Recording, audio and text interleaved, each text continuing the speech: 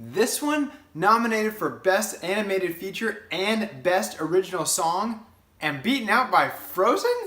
That does not make me happy. Here we go. It might seem crazy what I'm about to say.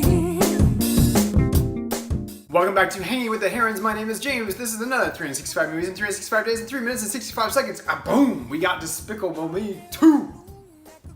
Ooh, this one is so good. Here's a fun fact.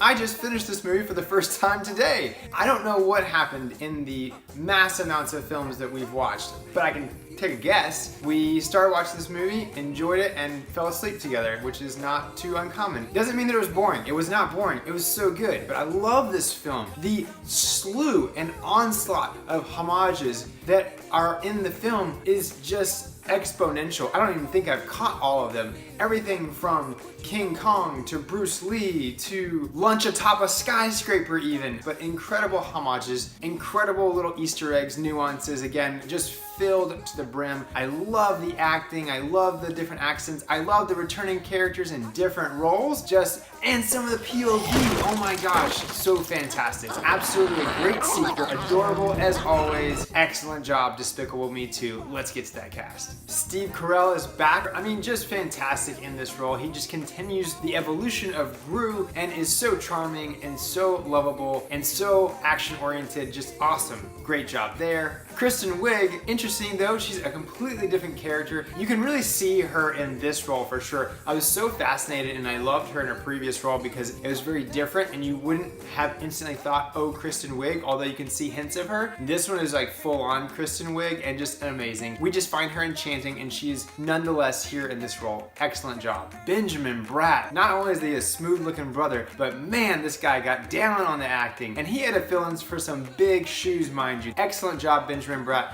Love El Macho. He was great and just such an awesome character. So fun and very enjoyable to love and to develop with.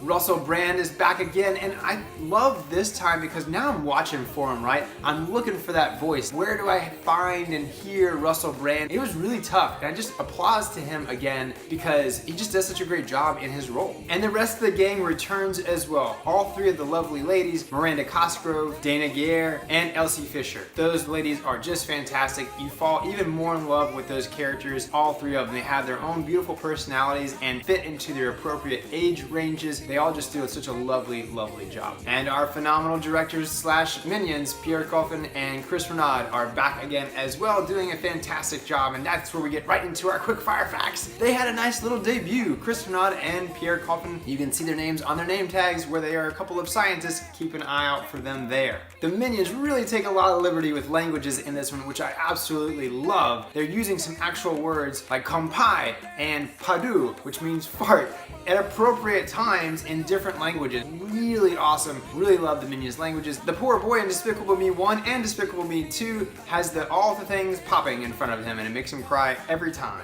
Al Pacino wore the big shoes that Benjamin Bratt had to fill, and he had already pretty much filmed and helped with the animation of everything in the use of his voice and movements. Benjamin Bratt had to reverse it and mimic the movements there with his own voice and make it his own, and I thought he did just a spectacular job. This is Illumination Entertainment's 4th feature film and their highest grossing film as well. So that's all for our quick fire facts. Thank you so much for joining me, James, Hanging with the Herons on 365 movies in 365 days in 3 minutes and 65 seconds. As always, please comment below. Let me know how much you love this film. And if you haven't watched it, definitely go watch this one for sure. Come on back and let us know what you think about it then. As always, peace.